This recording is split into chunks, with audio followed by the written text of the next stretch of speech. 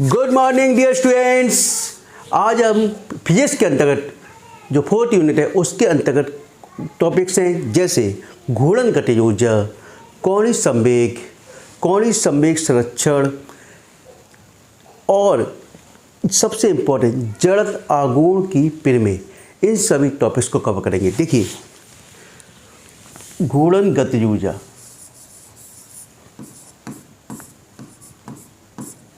गतिज ऊर्जा,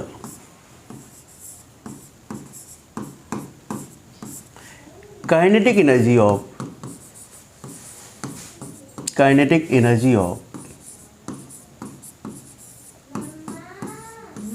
रोटेशन। ठीक है।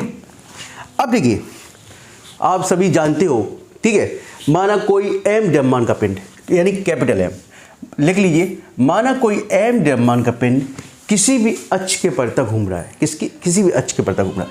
देखिए, माना कोई A आपका एक्सिस है, यानी अक्ष, इसके परितः कोई भी पिंड, माना m द्रव्यमान का पिंड घूम रहा है। ठीक है, घूम रहा है। लेकिन आप जानते हो, कोई भी m द्रव्यमान का पिंड के अंतर्गत कई छोटे छोटे कण होते हैं। क्या होते हैं? छोटे छोटे कण।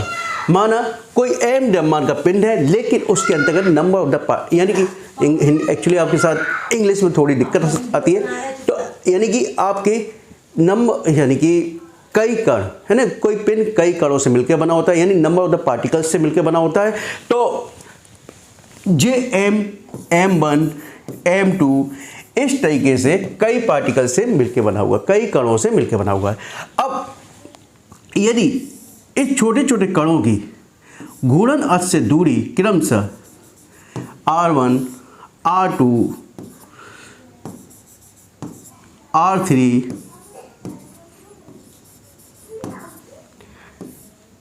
R4, ठीक है, ठीक है, क्या है? यानी नंबर ऑफ द पार्टिकल्स है, और इनकी क्रमशः घूर्णन अक्ष से दूरी क्रमशः R1, R2, R3 इस तरह के नंबर ऑफ द पार्टिकल्स के अकॉर्डिंग, नंबर ऑफ द कण के अकॉर्डिंग इनकी दूरी चेंज है। ठीक है, R1, R2, R3। अब द्रव्यमान भी इनके चेंज होंगे, क्योंकि हर पार्टिकल का द्रव्यमान जो होता है चेंज होता है। ठीक है, लेकिन जब भी कोई पिंड किसी भी अक्ष के परितः घूमता है, तो उसका कोणीय वेग ओमेगा नियत रहता है। कैसा रहता है? नियत, कांस्टेंट रहता है। जबकि उसका रेखीय वेग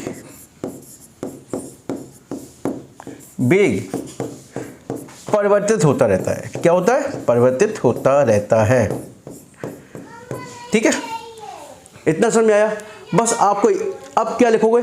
माना कोई m द्रव्यमान का पिंड, यानी कैपिटल M द्रव्यमान का पिंड किसी भी अक्ष के परितः घूम रहा है। जब यह किसी अक्ष के परितः घूमता है तो इसका कोणीय वेग तो नियत रहता है, लेकिन उसका रेखीय वेग परिवर्तित होता रहता है। इतना लिखो। इसके बाद लिखना, इतना लिख लोगे। अब कोई भी पिंड यानी कई कणों से मिलकर बनता है। यदि सपोज m द्रव्यमान के पिंड के अंतर्गत M1, M2, M3 इस यानी नंबर ऑफ द द्रव्यमान हैं। ठीक है, पिंड के नंबर ऑफ द पिंड्स हैं जिनके द्रव्यमान M1, M2, M3 है। ठीक है, अब इनकी घूर्णन अक्ष से दूरी क्रमशः R1, R2, R3 है। अब इतना समझ आ गया? बी नो डेट, क्या जानते हैं हम? बी नो डेट,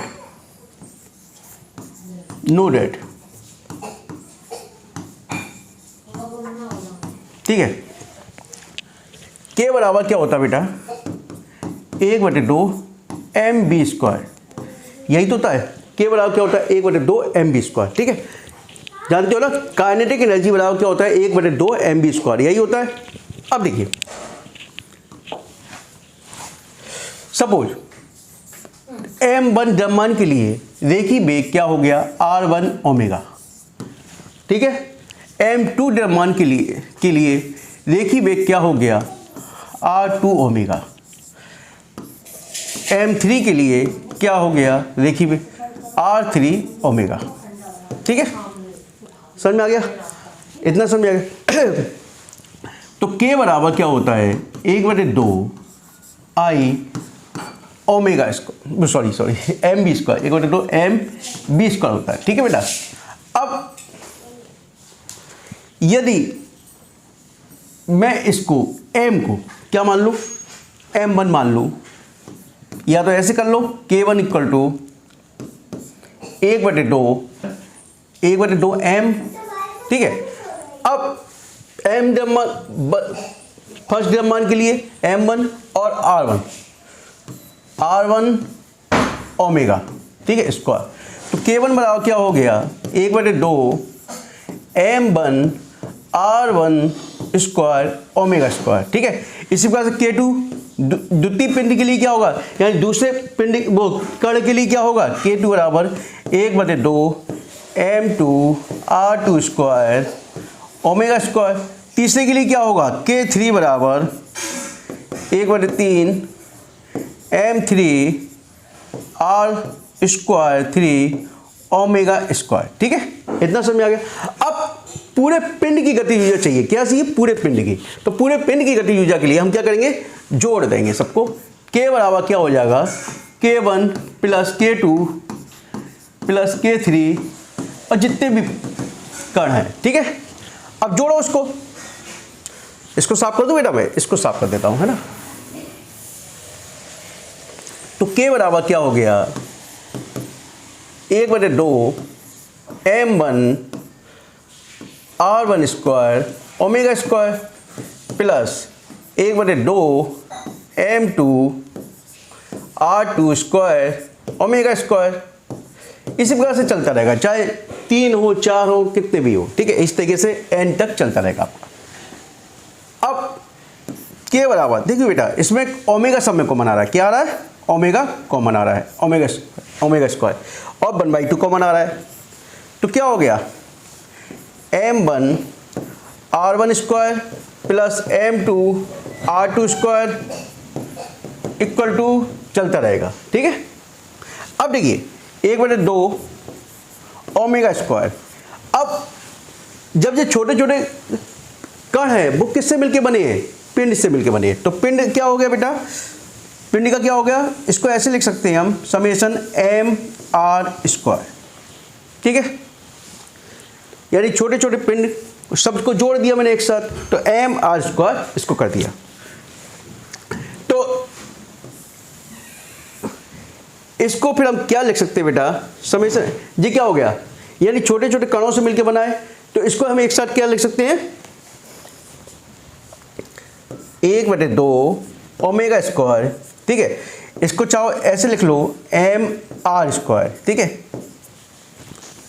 ठीक है, क्योंकि जब पिंड की बात चल रही है, अभी तक मैंने कण की बात की थी, अब पिंड की बात चल रही है, किसकी, पिंड की। ठीक है, तो 1/2 ओमेगा स्क्वायर, और इसका m r स्क्वायर क्या होता है, i होता है, क्या होता है, i होता है। तो i ओमेगा स्क्वायर, k बराबर क्या हो गया, 1/2 i ओमेगा स्क्वायर।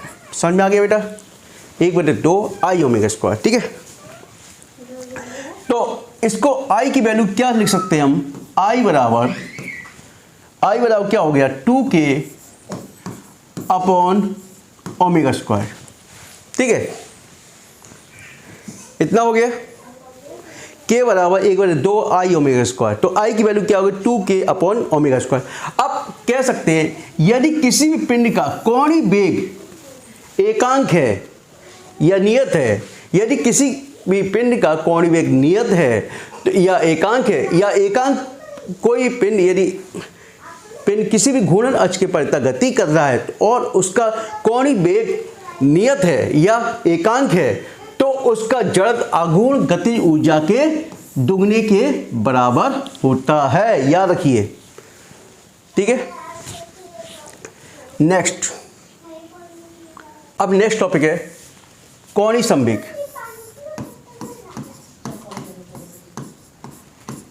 संवेग, एंगुलर मोमेंटम, एंगुलर मोमेंटम। देखिए एंगुलर मोमेंटम, अब देखिए वही टॉपिक्स, यानी कोई m द्रव्यमान का पिंड किसी घूर्णन अक्ष के परितः घूम रहा है। क्या घूर्णन अक्ष के परितः घूम रहा है, ठीक है। माना m द्रव्यमान का पिंड है कोई, किसी भी अक्ष के, माना इस अक्ष के परितः घूम रहा है, ठीक है। तो उसके रेखीय संवेगों के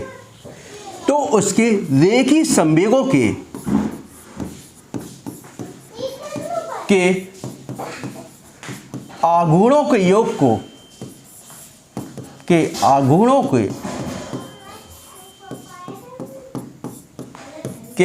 को कोणीय संवेग कहते हैं। यदि कोई पिंड किसी भी घूर्णन अक्ष के परितः घूम रहा हो तो उसके रेखीय संवेगों के आघूर्णों के योग को कोणीय संवेग कहते हैं। देखो कैसे कहते हैं, ये भी तो देखना, प्रूव भी तो करना। माना m द्रव्यमान का पिंड है, आप जानते ही हो उसके अंदर नंबर ऑफ द पार्टिकल्स है, यानी छोटे छोटे कई कण है, ठीक है। अब उनके माना द्रव्यमान m1 m2 इस तरीके से m1 m2 m3, ठीक है, और इनकी दूरी क्रमशः अक्ष से r1 r2 r3 है, ठीक है। तो हम जानते हैं, क्या जानते हैं, वी नो दैट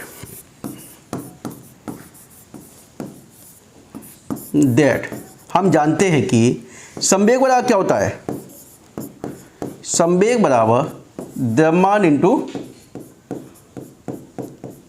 वेग, ठीक है। क्या होता है, द्रव्यमान इंटू वेग। अब द्रव्यमान क्या हो गया, m हो गया, और वेग क्या हो गया, v हो गया नहीं हो गया। अब इससे पहले आपने देखा b बराबर क्या होता है बेटा, r ओमेगा। क्या होता है, b बराबर होता है r ओमेगा। क्या होता है, r ओमेगा। तो b बराबर r ओमेगा रख दूं मैं, m r ओमेगा, ठीक है, m r ओमेगा मैंने रख दिया, ठीक है। अब ये तो संवेग हो गया, अब संवेग हुआ। अब रेखीय संवेग का एक, इसको रेखीय संवेग भी बोल सकते हैं इसको। अब रेखीय संवेग का किसी भी अक्ष के परितः आघूर्ण निकालिए। क्या निकालिए, आघूर्ण। तो रेखीय संवेग का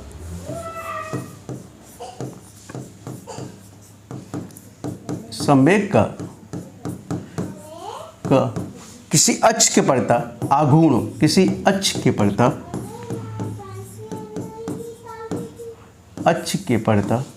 आघूर्ण, है ना, आघूर्ण बराबर क्या हो जाएगा, m r omega into r, ठीक है। तो m r स्क्वायर ओमेगा हो गया, नहीं है, यानी कि किसी भी अक्ष के परितः आघूर्ण कितना हो गया, m r स्क्वायर ओमेगा हो गया, ठीक है। अब किसी पिंड की बात चल रही, अब सपोज उस पिंड के अंतर्गत नंबर ऑफ द छोटे छोटे कण है, ठीक है। तो m1 द्रव्यमान के लिए, m1 यानी m1 पिंड के जो कण है उसके लिए रेखीय संवेग क्या हो जाएगा, m1 r1 स्क्वायर ओमेगा। इसी प्रकार से द्वितीय के लिए क्या हो जाएगा, माना इसको लिख देते हम प्रथम कण के लिए, है ना, J1, ठीक है। प्रथम कण के लिए क्या लिख देते हम, कोणीय संवेग। क्या लिख देते हैं, देखिए उसके लिख देते हम, एक मिनट सुनो, एक मिनट, ऐसा लिख देते हम, प्रथम कण के लिए,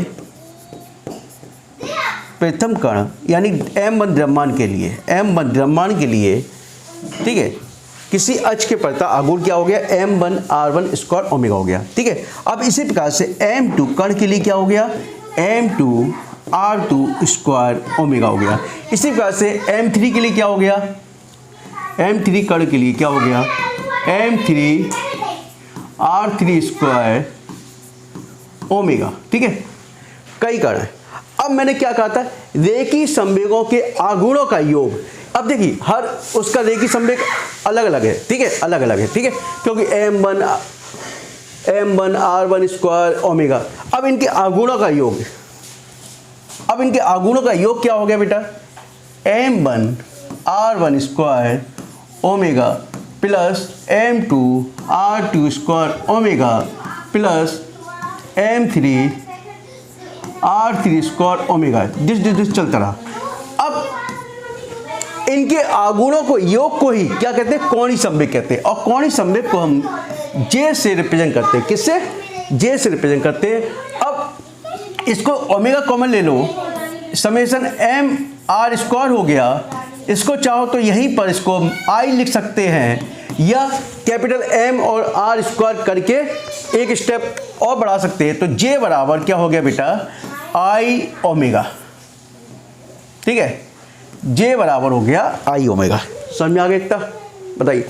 चलिए, तो किसी भी पिंड का, है ना, किसी भी पिंड का यदि वह घूर्णन अक्ष के परितः घूम रहा है तो उसका क्या कोणीय संवेग रेखीय संवेगों के आगुणों के योग के बराबर होता है। दूसरी डेफिनेशन दे सकते हो आप, यानी किसी पिंड का कोणीय संवेग उसके जड़त्व आघूर्ण और कोणीय वेग के गुणनफल के बराबर होता है, लिख सकते हो आप। ठीक है, अब देखिए नेक्स्ट टॉपिक देखिए, कोणीय संवेग संरक्षण का सिद्धांत। कोणीय संवेग संरक्षण का सिद्धांत, संरक्षण का सिद्धांत। ठीक है, बी नोटेड हम जानते हैं, क्या जानते हो, कुछ जानते हैं हम लोग।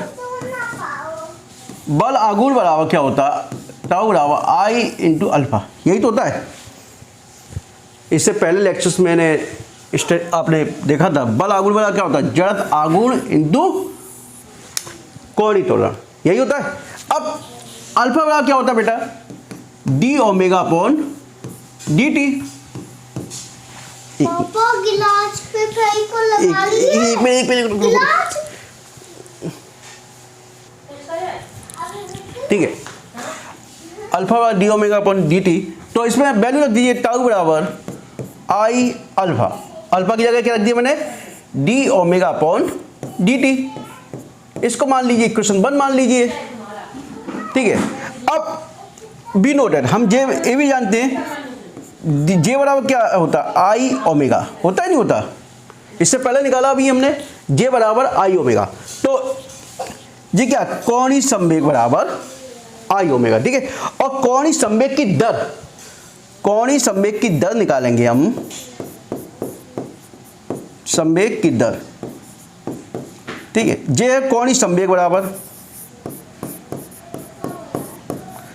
संवेग बराबर, ठीक है, और ये कोणीय संवेग की दर। अब कोणीय संवेग की दर बराबर निकालेंगे तो D J upon D T बराबर I D omega upon D T हो जाएगा।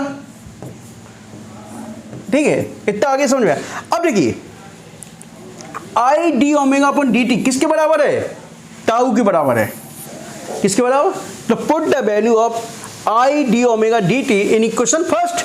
तो कह सकते हैं D J upon D T, इसकी वैल्यू क्या होगी बेटा, टाउ के। ठीक है, अब देखिए D J upon D T बराबर क्या हो गया, टाउ हो गया, यानी बल आघूर्ण, यानी कोणीय संवेग संरक्षण की दर किसके, बल आघूर्ण के बराबर हो गई यहाँ पर। अब क्या कह रहा है, यदि टाउ का मान 0 हो, टाउ का मान क्या हो, 0 हो, तो D J upon D T बराबर कांस्टेंट रहता है, जहां टाउ का मान 0। यदि किसी पिंड पर कोई बल आघूर्ण कार्य ना कर रहा हो, ठीक है, तो उस पिंड का कोणीय संवेग कैसा रहता है, नियत रहता है, याद रखिए।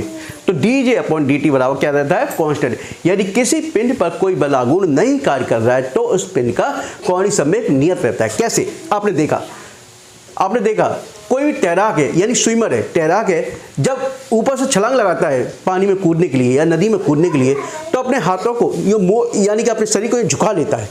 झुका लेने से क्या होता है उसका, यानी कि उसका जड़त्व आघूर्ण आई कम हो जाता है। क्या हो जाता है, कम हो जाता है, जड़त्व आघूर्ण कम हो जाता है। जबकि कोणीय वेग बढ़ जाता है, कोणीय वेग बढ़ जाएगा, जड़त आघूर्ण कम हो जाएगा, अर्थात उसका J बराबर आई ओमेगा कांस्टेंट रहता है। कैसे रहता है? कांस्टेंट। ठीक है, आई ओमेगा कांस्टेंट रहता है, जिससे कि वो यानी कि तैराक जो होता है नदी में आराम से स्विमिंग कर सकता है। दूसरा, आपने देखा होगा यदि मैं कोई स्टूल है जो घूम रहा है किसी के अक्ष के पड़ता और इस पे मैं कोई भी दो डंबल लेके खड़ा हो जाता हूँ, ठीक है, डंबल लेके खड़ा हो जाता हूँ और यो करके बाहें फैला लेता हूँ, क्या करता हूँ? बाहें फैला लेता हूँ, तो फिर क्या होगा? यानी कि जो स्टूल पर मूवमेंट की दर है, रोटेशन की दर है, वो कम हो जाएगी। क्यों कम हो जाएगी? क्योंकि रेडियस बढ़ जाएगी, रेडियस बढ़ जाएगी, तो फिर क्या होगा? जो मूविंग की दर है वो कम हो जाएगी। और जब मैं इसको इस तरीके से सिकोड़ लेता हूँ तो फिर क्या होगा? उसकी जो रोटेशन की दर है बढ़ जाएगी। क्यों? क्योंकि रेडियस कम हो जाएगी तो कोणीय वेग बढ़ जाएगा। इस प्रकार से उसके आई ओमेगा कांस्टेंट रहता है। एग्जाम्पल दैनिक जीवन में हमेशा याद रखिए। ठीक है, अब देखिए जड़त आघूर्ण से संबंधित प्रमेय, आघूर्ण से संबंधित सबसे इंपॉर्टेंट यही है, आघूर्ण से संबंधित प्रमेय। संबंधित प्रमेय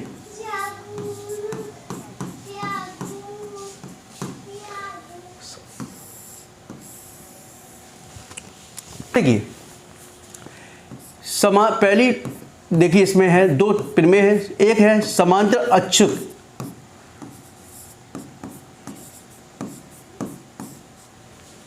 अच्छों के पढ़ता दिया है कि किस में दिया है? एक मिनट जस्ट मैंने देख लूँ मैं क्या है।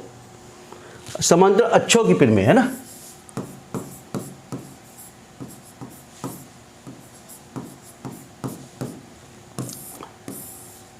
देखिए समांतर अच्छों की प्रमेय क्या है, पहले समझ लेते हैं उसके बाद करेंगे। समांतर अक्ष है ना। अब कोई प्लेन है उसका किसी भी समांतर अक्ष के पड़ता आघूर्ण ज्ञात करना है। क्या ज्ञात करना है? आघूर्ण ज्ञात करना है। तो देखिए कोई प्लेन ले लिया आपने, किताब ले लेता है, चलिए कोई बात नहीं। माना ये प्लेन ले लिया आपने,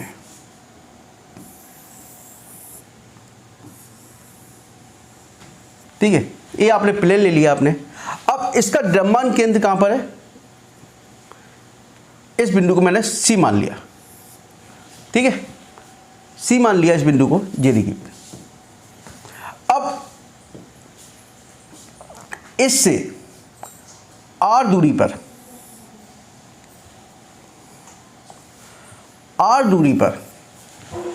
कोई पिंड P है। क्या है? कोई पिंड P है और द्रव्यमान केंद्र के समान ये मैंने आपका अक्ष पूरा ए बी खींच दिया। अब द्रव्यमान केंद्र से आर दूरी पर, सॉरी आर इधर मान लिया तो ए दूरी पर, इससे ए दूरी पर कोई एक्सिस पॉइंट मान लिया मैंने ओ, कोई अक्ष मान लिया ओ। इसके पड़ता आपको आघूर्ण ज्ञात करना है। क्या ज्ञात करना? आघूर्ण ज्ञात करना है। ठीक है, तो इसको मैं मान लेता हूं इसके समांतर ABCD। ठीक है, समझ में आ गया? माना कोई प्लेन है, कोई भी, जब मैंने बना दिया कोई भी पृष्ठ यानी समतल प्लेन है, ठीक है, उसका द्रव्यमान केंद्र क्या होता है? उसका जहाँ उसका मिड पॉइंट समभाग केंद्र रहता है, उसका द्रव्यमान केंद्र C मैंने मान लिया। ठीक है, अब इससे आर दूरी पर एक पिंड है P है, ठीक है, और इससे कुछ दूरी पर A दूरी पर कोई अन्य एक्सिस है जिसके पड़ता आपको आघूर्ण ज्ञात करना है। ठीक है, ठीक है। अब सपोज देखो मैं क्या कह रहा हूं, सपोज इसके पड़ता, इस अक्ष के पड़ता जो आघूर्ण है I है। क्या है? I है।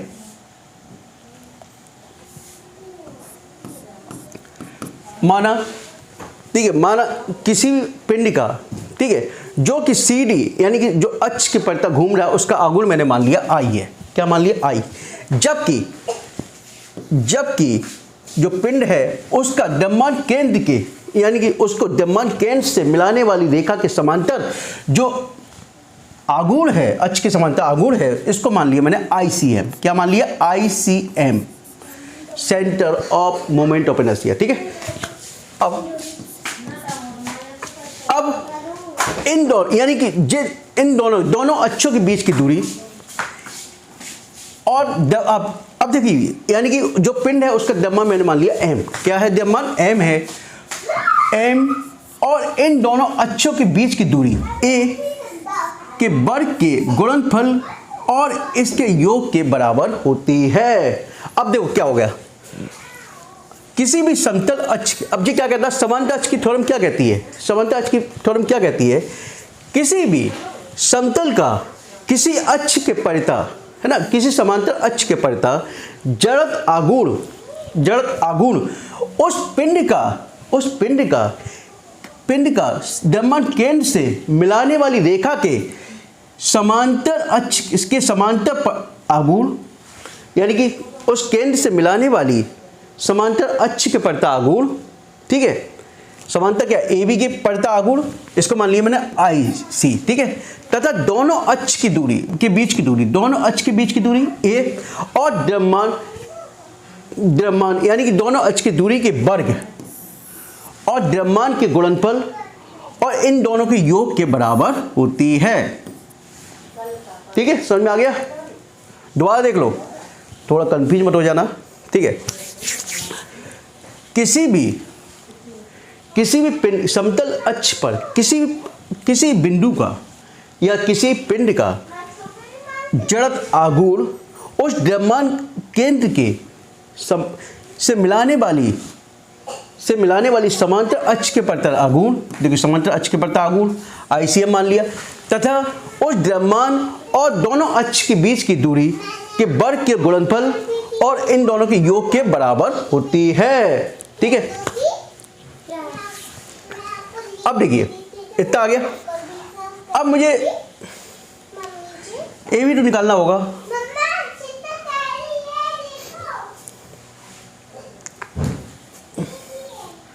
आई बराबर क्या होता है बेटा? यदि अक्ष के परिता आघूर्ण निकालना है तो देखिए P का इसके परिता आघूर्ण निकालना है मुझे। ठीक है, यानी P का इसके आघूर्ण निकालना है, तो I बराबर क्या हो गया? द्रव्यमान तो m है बेटा आपका। ठीक है। अब द्रव्यमान उसमें कई हो सकते हैं, तो समेशन लगा दिया, और दूरी क्या है? R + A का होल स्क्वायर। तो I बराबर समेशन m A + की V के होल स्क्वायर खोलो, m R² + A² + 2RAR। तो I बराबर क्या हो गया? Summation m R² + summation m A² + summation m 2m AR। ठीक है। अब देखिए समेशन m R² क्या हो गया? देखिए समेशन m R², यानी कि यहां से यहां तक की दूरी ICM मान लिया। ठीक है, प्लस A आपका, यानी कई समेशन m को मैं कैपिटल M लिख दूं, कई जो छोटे छोटे कई कण होंगे तो कैपिटल M लिख दिया और A² लिख दिया। अब बेटा J क्या है?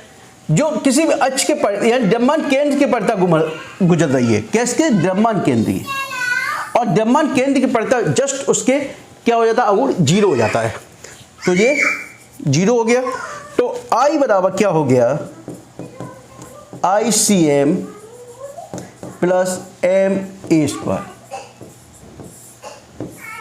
ठीक है, काफी इंपॉर्टेंट है, थोड़ा कंसेप्ट दिमाग में बैठाना है इसका आपका। ठीक है। नेक्स्ट, लंबवत अक्ष की पिंड में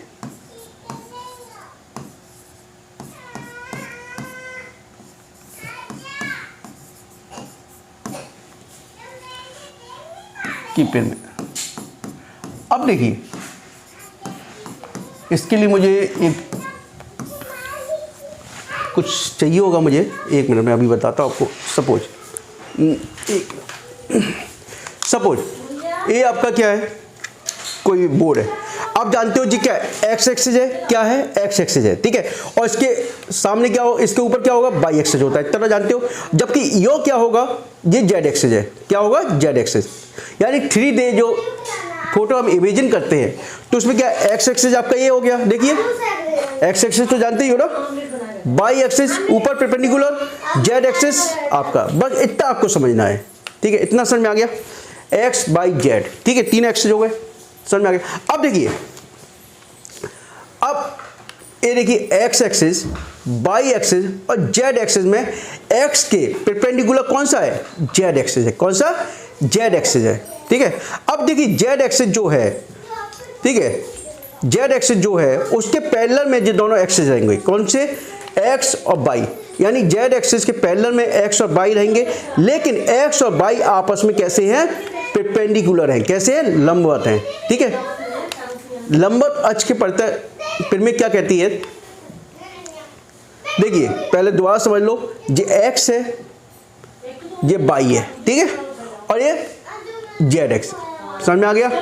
अब जेड एक्सिस जो है आपका इसके लंबवत है, समझ में आ गया, एक्स एक्सिस के लंबवत है। जबकि एक्स और वाई ये आपस में कैसे हैं, परपेंडिकुलर है। जबकि जेड एक्सिस के दोनों ही पैरेलल है, क्योंकि देखिए हमेशा जो 3D होता है उसमें एक परपेंडिकुलर होगा, जबकि अन्य दो कैसे होंगे, समांतर होंगे, कैसे होंगे, समांतर होंगे। देखिए लंबवत अक्ष से संबंधित में, अब देखिए इसे हम ड्रॉ कर लेते हैं। सपोज इसको मैंने x मान लिया, ए आपको z मान लिया, और ए मैंने y मान लिया। ये x हो गया, ये y हो, z हो गया, और ये y मान लिया। और इसका जो मिड पॉइंट है, कटान बिंदु है, उसको हमने O मान लिया। इसको OX लिख सकते हैं, OZ लिख सकते हैं, OY लिख सकते हैं, ठीक है। इतना समझ आ गया। अब क्या कहता है, किसी भी पिंड का किसी भी समतल पर लंबवत अक्ष के पड़ता, यानी लंबवत अक्ष के पड़ता, यानी लंबवत अक्ष कौन सा है, जेड के पड़ता आघूर्ण, ठीक है, उस तल के कटान बिंदु कौन सा है, जे है, पे मिलने वाले दो परस्पर लंबवत अक्ष के पड़ता आघूर्णों के योग के बराबर होता है।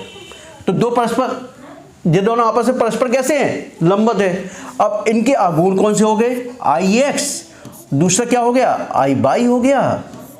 इनके आघूर्णों के योग के बराबर होता है। यही कहती है फिर में, क्या कहती है, किसी भी समतल पर किसी भी पिंड का किसी लंबवत अक्ष के पड़ता आघूर्ण उस के कटान बिंदु से पर मिलने वाले या परस्पर समांतर या परस्पर लंबवत अक्षों के आघूर्णों के योग के बराबर होते हैं, ठीक है। अब देखिए आई एक्स आई वाई हो गया। अब सपोज मैंने कोई एक पिंड ले लिया, क्या मान लिया, एक्स मान लिया, एक पिंड ले लिया पी, ठीक है। अब इसकी मैं दूरी जो करता हूं, यहां से दूरी मैंने मान ली जेड एक्सिस, जेड ले लिया, ठीक है। यहां से इसको मान लिया, ठीक है। अब ये आपकी एक्स एक्सिस हो गई यहां पर, और ए आपकी क्या हो गई, वाई हो गई, ठीक है। तो इसको मैं मान लेता हूं ओ ए बी। अब सपोज क्या पाइथागोरस प्रमेय लगा दो, ओ पी स्क्वायर बराबर क्या हो गया, A B square plus O A square. तो पाइथागोरस क्या हो गया, जेड स्क्वायर बराबर क्या हो गया बेटा, S square plus Y square, ठीक है। इतना समझ में आ गया। अब जेड स्क्वायर बराबर S square plus Y square आ गया, क्या जेड स्क्वायर, देखिए जेड स्क्वायर बराबर X square plus Y square, इतना आ गया आपका। अब बी नोटेड, आई बराबर क्या होता है बेटा, एम आर स्क्वायर, यही तो होता है, एम आर स्क्वायर यही होता है। अब देखिए एम यदि मैं चाहूँ तो समेशन m लिख दूँ, और दूरी आपकी कितनी है, दूरी कितनी है, जेड स्क्वायर, क्या है दूरी, जेड स्क्वायर।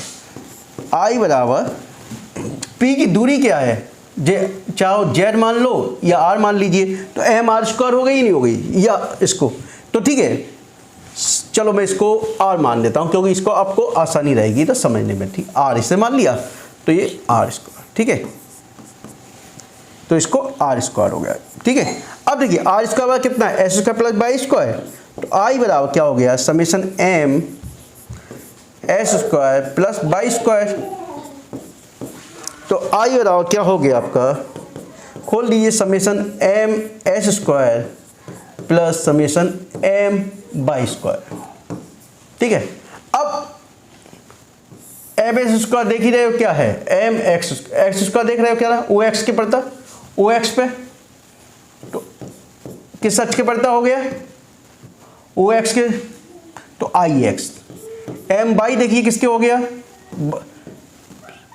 एम तो है ही, ओ बाई आई वाई के पड़ता, आई बराबर कितना हो गया, और इसको ले सकते हैं कितने, जेड एक्स के, आई जेड, समझ में आ गया, बताइए, यानी कि एक इसके जेड एक्सिस पे ही तो है जेड, और जी कितना है एक्स एक्सिस, जी किस पे, बाई पे, तो आई एक्स और बाई, समझ में आ गया, बताइए मुझे। देखिए यार दोबारा देख लो, एक्स एक्सिस पे एक्स, बाई एक्सिस पे बाई, और जी तीसरा क्या बचा, जेड, जेड पे ले लिया, तो I Z equal to I X plus I Y. चलिए अब इसके अंदर 2 या 3 टॉपिक्स और रह गए हैं, मैं उसको कोशिश करूंगा एक आध दिन में कंप्लीट हो जाएगा उसका। और जो स्टूडेंट पहली बार मेरे चैनल को देख रहे हैं कृपया चैनल को सब्सक्राइब कीजिए और दोस्तों के मन में शेयर कीजिए। Okay, thank you.